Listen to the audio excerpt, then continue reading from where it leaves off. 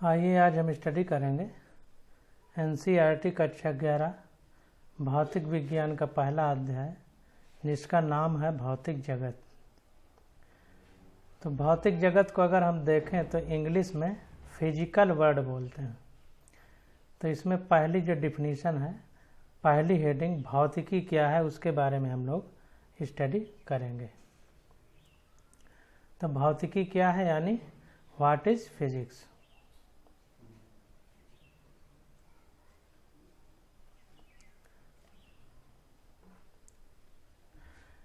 तो इसमें हम शुरुआत करते हैं।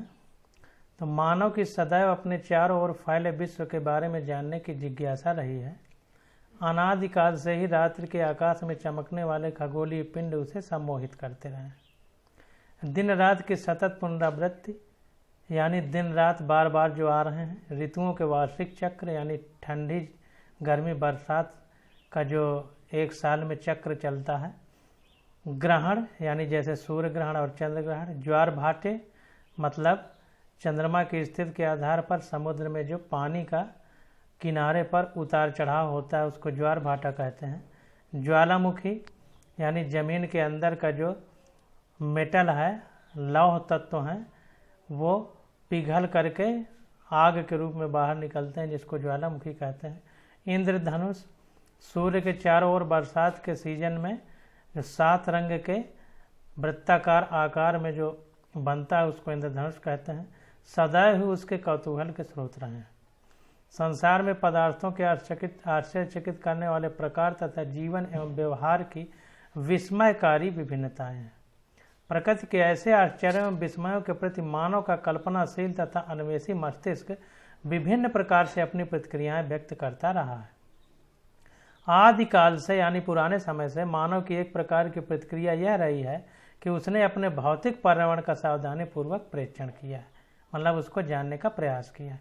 प्राकृतिक परिघटनाओं में अर्थपूर्ण पैटर्न तथा संबंध खोजे हैं, मतलब प्रकृति में जो भी घटनाएं हो रही हैं, जैसे बिजली चमक रही है तो इसका अर्थपूर्ण पैटर्न मतलब किस प्रकार से हो रहा है उसको बता सकने लायक, मतलब दूसरे को समझा सकने लायक संबंध खोजे हैं तथा प्रकृति के साथ प्रतिक्रिया कर सकने के लिए नए औजारों को बनाया तथा उसका उपयोग किया है।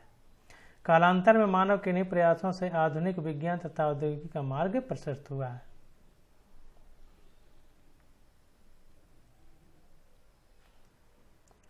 अंग्रेजी भाषा के शब्द साइंस का उद्भव लैटिन भाषा के शब्द साइंसिया से हुआ है जिसका अर्थ है जानना। संस्कृत भाषा का शब्द विज्ञान तथा अरबी भाषा का शब्द इल्म भी यही व्यक्त करता है जिसका तात्पर्य है ज्ञान। तो इसको हम लोग हाईलाइट करेंगे।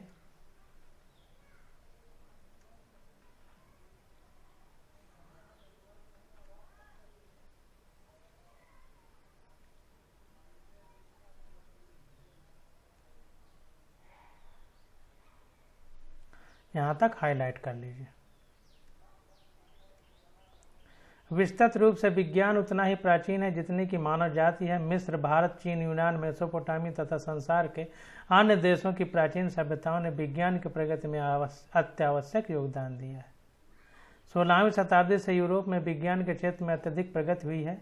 20वीं शताब्दी के मध्य तक विज्ञान वास्तविक रूप में एक महान दूत कार्य बन गया जिसके अंतर्राष्ट्रीय विकास के लिए अनेक सभ्यताओं एवं देशों ने अपना योगदान दिया है। विज्ञान क्या है एवं तथाकथित वैज्ञानिक विधि क्या होती है तो इसके बारे में जानेंगे। तो विज्ञान प्राकृतिक परिघटनाओं को यथासंभव विस्तृत एवं गहनता से समझने के लिए किए जाने वाला सुव्यवस्थित प्रयास है। इसको हाईलाइट करेंगे।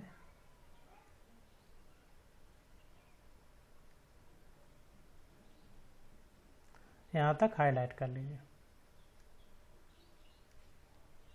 जिसमें इस प्रकार अर्जित ज्ञान का उपयोग परिघटनाओं के भविष्य कथन, संशोधन एवं नियंत्रण के लिए किया जाता है। जो कुछ भी हम अपने चारों ओर देखते हैं उसी के आधार पर अन्वेषण करना, प्रयोग करना तथा भविष्यवाणी करना विज्ञान है। संसार के बारे में सीखने की जिज्ञासा, प्रकृति के रास्तों को सुलझाना विज्ञान की खोज की ओर पहला चरण है। वैज्ञानिक विधि में बहुत से अंतः संबंध पद जैसे कि व्यवस्थित प्रेक्षण, नियंत्रित प्रयोग, गुणात्मक तथा मात्रात्मक विवेचना, गणितीय प्रतिरूपण, भविष्य कथन, सिद्धांतों का सत्यापन अथवा अन्यथाकरण सम्मिलित होते हैं।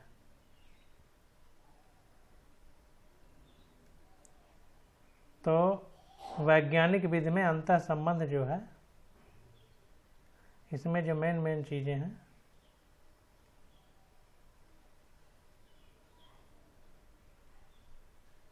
यहां तक हाईलाइट करेंगे।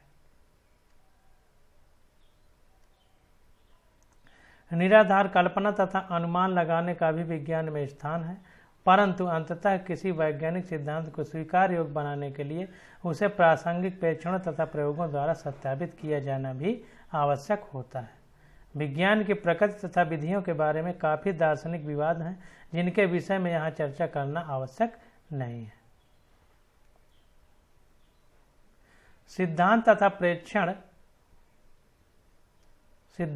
प्रेक्षण यानी थियरी एंड ऑब्जर्वेशन। सिद्धांत तथा प्रेक्षण अथवा प्रयोग का पारस्परिक प्रभाव विज्ञान की प्रगति का मूल आधार है। विज्ञान सदैव गतिशील है। विज्ञान में कोई भी सिद्धांत अंतिम नहीं है तथा वैज्ञानिकों में कोई निर्विवाद विशेषज्ञ तथा सत्ता नहीं है।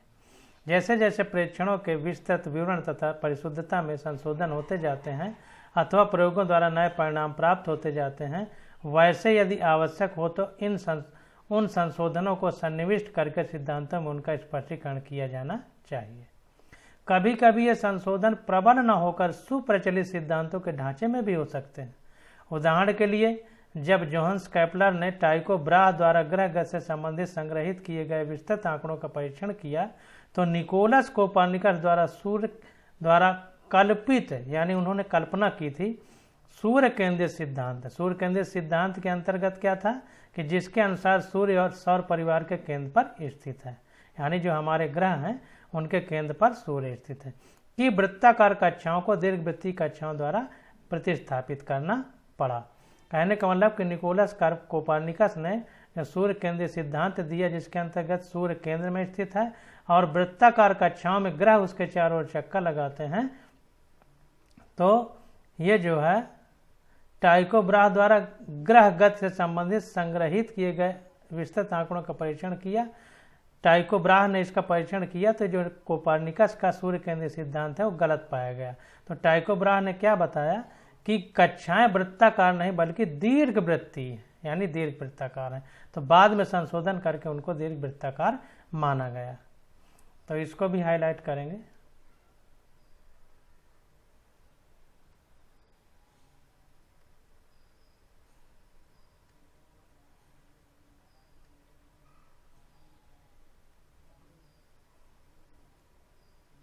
ताकि संग्रहित आंकड़ों तथा दीर्घवृत्तीय कक्षाओं में अनुरूपता हो सके।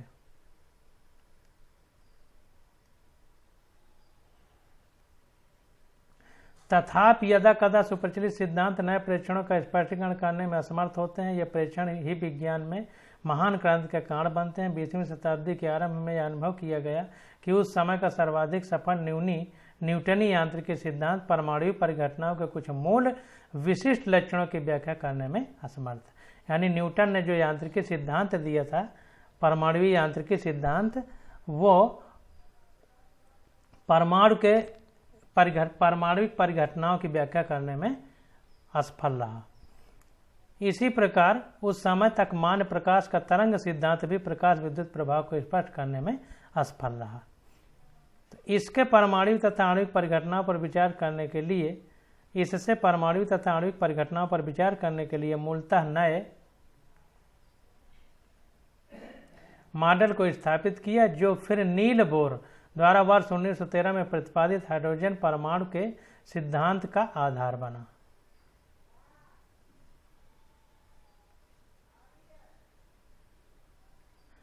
सिद्धांत क्वांटम यांत्रिकी के विकास का मार्ग प्रशस्त हुआ। उसको नहीं पढ़ना, यहां से पढ़ना।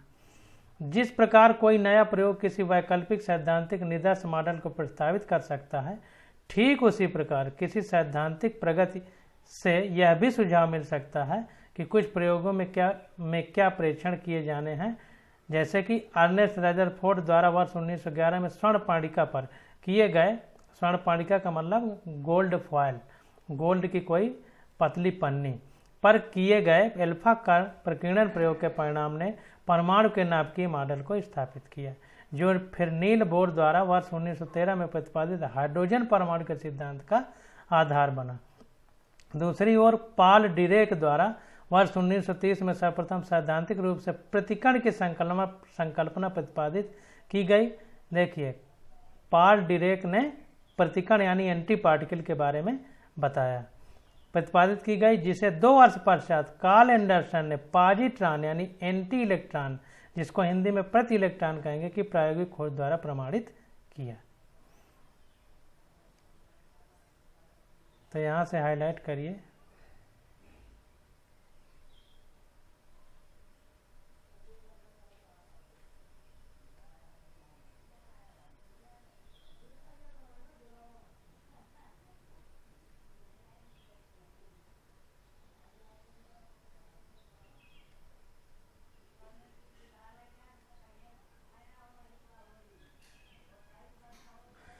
यहाँ तक हाईलाइट करना।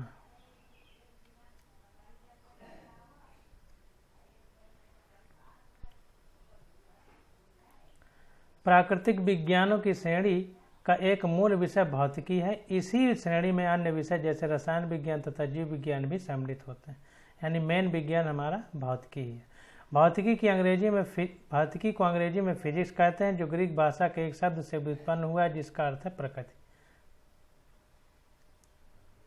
तो भौतिकी अंग्रेजी में फिजिक्स बोलते हैं, जिसका अर्थ होता है प्रकृति। इसका तुल्य संस्कृत शब्द भौतिकी है, जिसका उपयोग भौतिक जगत के अध्ययन से संबंधित है। इस विषय की यथार्थ परिभाषा देना न तो संभव है और न ही आवश्यक। मोटे तौर पर हम भौतिकी का वर्णन प्रकृति के मूलभूत नियमों का अध्ययन तथा विभिन्न प्राकृतिक परिघटनाओं में इनकी अभिव्यक्ति के रूप में कर सकते हैं। अगले अनुभाग में भौतिकी के कार्यक्षेत्र विस्तार का संक्षिप्त वर्णन किया गया है। यहाँ हम भौतिकी के 2 प्रमुख विचारों, एकीकरण तथा न्यूनीकरण पर भी टिप्पणी करेंगे। तो अब एकीकरण और न्यूनीकरण के बारे में हम लोग समझेंगे। एकीकरण को इंग्लिश में यूनिफिकेशन बोलते हैं और न्यूनीकरण को रिडक्शन बोलते हैं।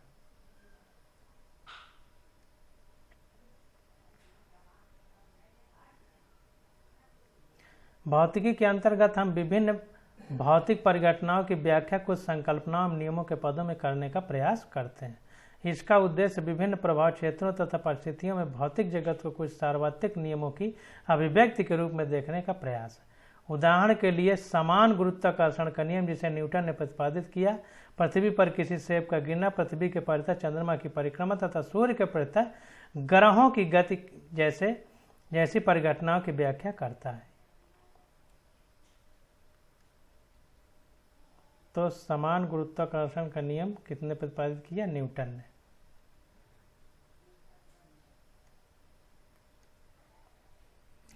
इसी प्रकार विद्युत चुंबक के मूलभूत सिद्धांत मैक्सवेल समीकरण सभी विद्युतीय तथा चुंबकीय परिघटनाओं को नियंत्रित करते हैं। प्रकृति के मूल बलों को एकीकृत करने के प्रयास अनुभाग 1.4 में जो दिया गया है, एकीकरण के इसी अन्वेषण को प्रतिबिंबित करते हैं। तो विद्युत चुंबकीय के मूलभूत सिद्धांत को हम मैक्सवेल समीकरण के आधार पर समझेंगे।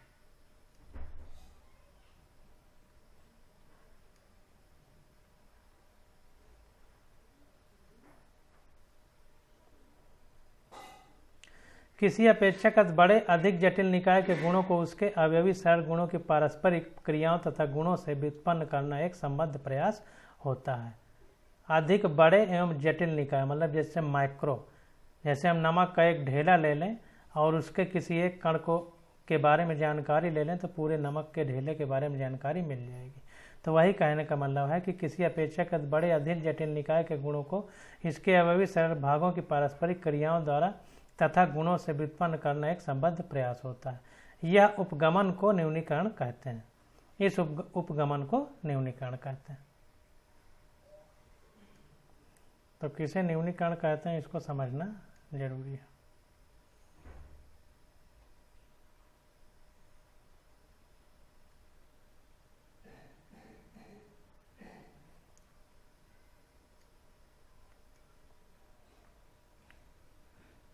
तथा यह भौतिकी के मर्म है। उदाहरण के लिए 19वीं शताब्दी में विकसित विषय ऊष्मागतिकी बृहदाकार निकायों के साथ ताप, आंतरिक ऊर्जा, एंट्रापी आदि जैसे स्थूल राशियों के पदों में व्यवहार करता है। अब ये ताप, आंतरिक ऊर्जा, एंट्रापी, अभी यहाँ नाम ही महत्वपूर्ण है, नाम के बारे में समझना है क्योंकि ये बेसिक चैप्टर है, हमारा आधारभूत अध्याय है। इसके बाद जब हम लोग डिटेल में पढ़ेंगे तो इनके बारे में अच्छे से जानकारी लेंगे।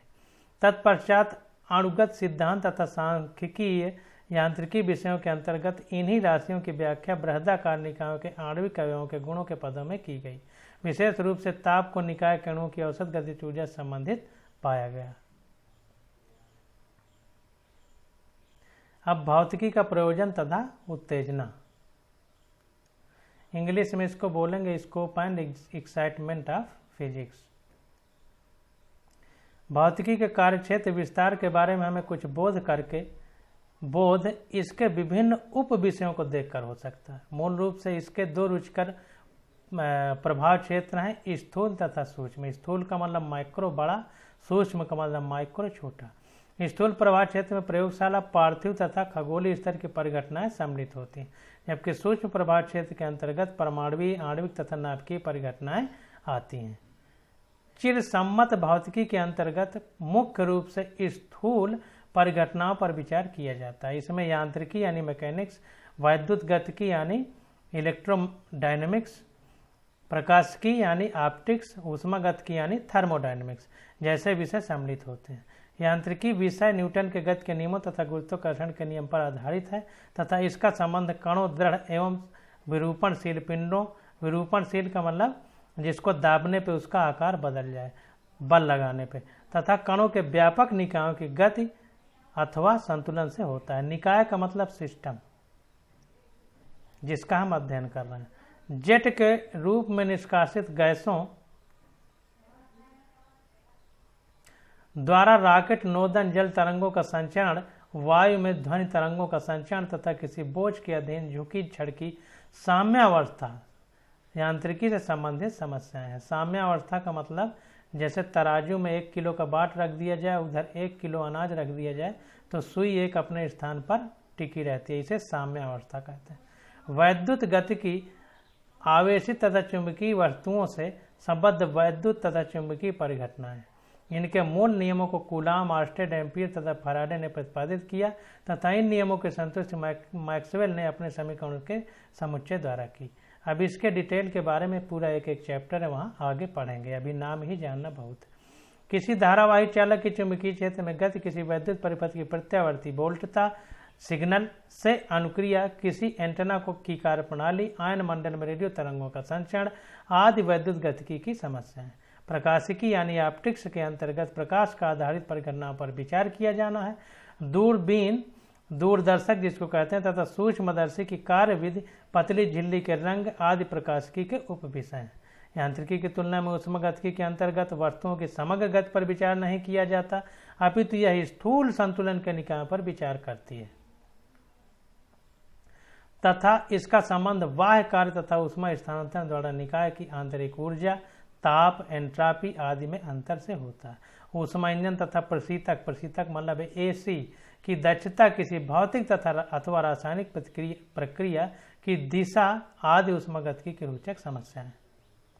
भौतिकी के सूक्ष्म प्रभाव क्षेत्र के अंतर्गत परमाणुओं तथा नाभिकों के स्तर के सूक्ष्मतम पैमाने पर और इससे भी निम्न लंबाई के पैमाने पर द्रव्य के संगठन एवं संरचना तथा इनकी विभिन्न अन्वेषियों जैसे इलेक्ट्रॉन, फोटॉन तथा अन्य मूल कणों से अन्योन्य क्रियाओं पर विचार किया जाता है। चिरसम्मत भौतिकी यानी क्लासिकल फिजिक्स इस प्रभाव क्षेत्र से व्यवहार करने में सक्षम नहीं है तथा हाल ही में क्वांटम सिद्धांत को ही सूक्ष्म परिघटनाओं की व्याख्या करने के लिए उचित ढांचा माना गया है। व्यापक रूप में भौतिकी का प्रसाद सुंदर एवं भव्य है। प्रसाद का मतलब महल, एक तरह से मतलब भौतिकी जो है बहुत सुंदर एवं भव्य है और जैसे जैसे आप इस विषय में आगे बढ़ेंगे इसका महत्व अधिकाधिक होता जाएगा। अब आप यह कल्पना कर सकते हैं कि भौतिकी का कार्यक्षेत्र वास्तव में विस्तृत है। यह लंबाई द्रव्यमान, समय, ऊर्जा आदि भौतिक राशियों के परिमाणों के विशाल परिसर का प्रतिपादन करती है। परिमाण और परिणाम दो अलग बातें हैं, ध्यान दीजिए। परिमाण का मतलब होता है जैसे हम कहते हैं 10 किलोग्राम, तो 10 हमारा परिमाण है और किलोग्राम भौतिक राशि है।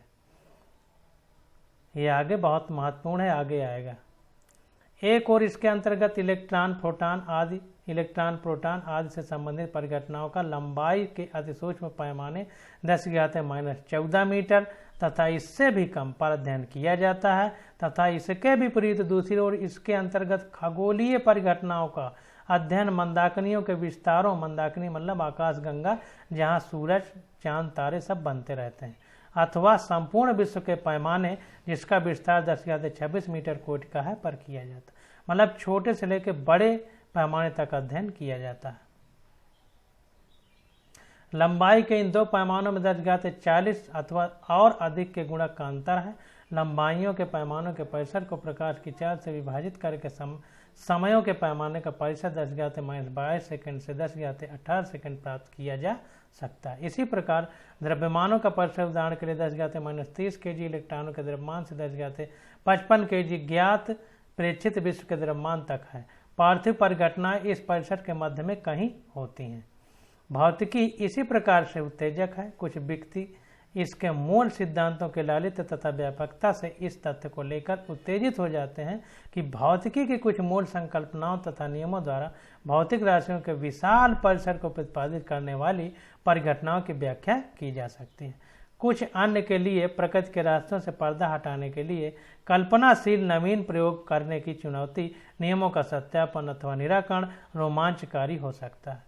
अनुप्रयुक्त भौतिकी समान रूप से महत्वपूर्ण है। भौतिक नियमों के अनुप्रयोग तथा स्वार्थ साधनों द्वारा उपयोगी युक्तियों का निर्माण करना भौतिकी का अत्यंत रोचक तथा उत्तेजनापूर्ण भाग है, जिसके लिए अत्यधिक प्रवीणता तथा सतत प्रयासों की आवश्यकता होती है। पिछली कुछ शताब्दियों में भौतिकी में हुई असाधारण प्रगति का क्या रहस्य है? विशाल प्रगति प्रायः हमारे मूल अवबोधन में परिवर्तनों से संलग्न होती है।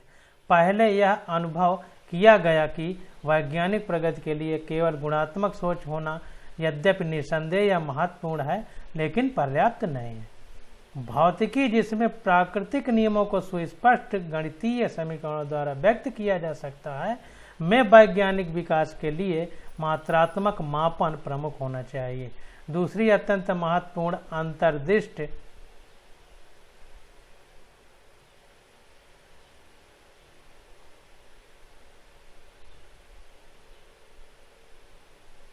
यह थी कि भौतिकी के मूल नियम सार्वत्रिक हैं। समान नियमों को व्यापक रूप से विभिन्न प्रसंगों में लागू किया जा सकता है। अंत में सन्निकटन की योजना अत्यंत सफल सिद्ध हुई। दैनिक जीवन की अधिकांश प्रेक्षित परिघटनाएं मूल नियमों की जटिल अभिव्यक्ति ही होती हैं।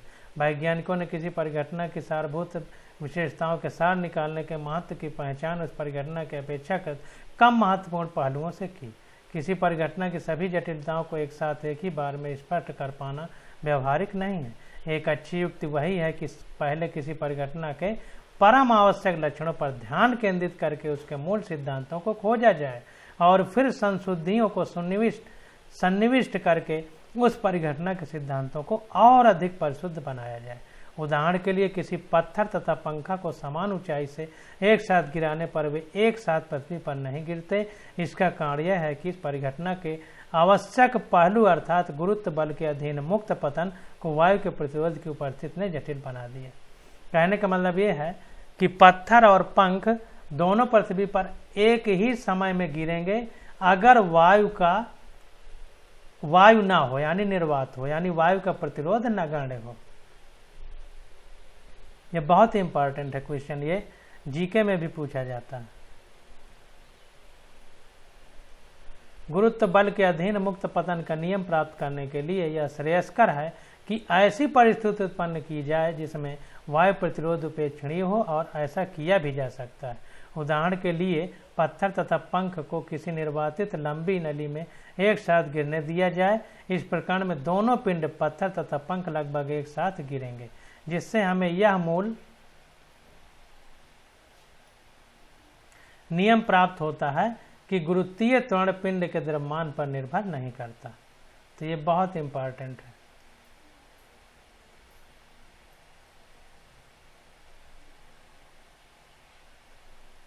Very very most important. गुरुत्वीय त्वरण पिंड के द्रव्यमान पर निर्भर नहीं करता है, यानी अगर निर्वात होता तो पंख और पत्थर एक साथ गिरते। अब चूंकि उत्प्लावन बल पंख पे ज़्यादा अच्छे से काम करेगा, इसलिए वो उत्प्लावन बल के कारण ज़्यादा समय लेगा पृथ्वी के तल पर पहुंचने में, पत्थर जल्दी पहुंच जाएंगे।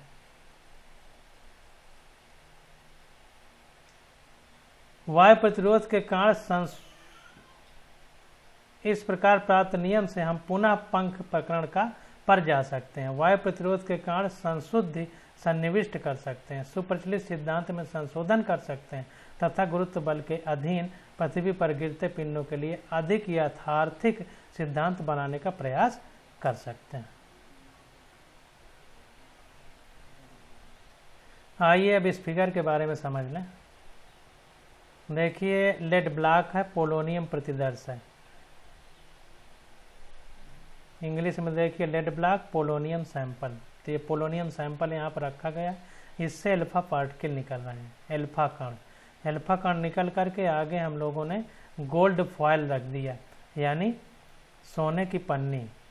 तो सोने की पन्नी जब रख देंगे तो इसमें न्यूक्लियस होंगे, उसके अगल चारों ओर इलेक्ट्रॉन चक्कर लगाएंगे तो बीच में जो स्पेस होगा उससे अल्फा पार्टिकल निकल करके बाहर जाएंगे। तो जब निकलेंगे तो इनकी स्कैटरिंग होगी, यानी प्रकीर्णन होगा। तो ये देखिए स्कैटरिंग एंगल है, मतलब कितने एंगल पर अल्फा पार्टिकल इधर उधर जा रहे हैं। प्रकीर्णन कोण, ये स्वर्ण पाणिका है। क्षण दीप्त है, प्रतिदीप्तशील स्क्रीन, ये प्रतिदीप्तशील पर्दा है, यहाँ पे लगा दिया गया है। फ्लोरेसेंट स्क्रीन, ये फ्लैश ऑफ लाइट, यहाँ से लाइट जा रही है जो अल्फा पार्टिकल हैं, तो यहाँ पर टकराएंगे तो चमक उत्पन्न होगी, उसी को माइक्रोस्कोप से हम लोग देख सकते हैं।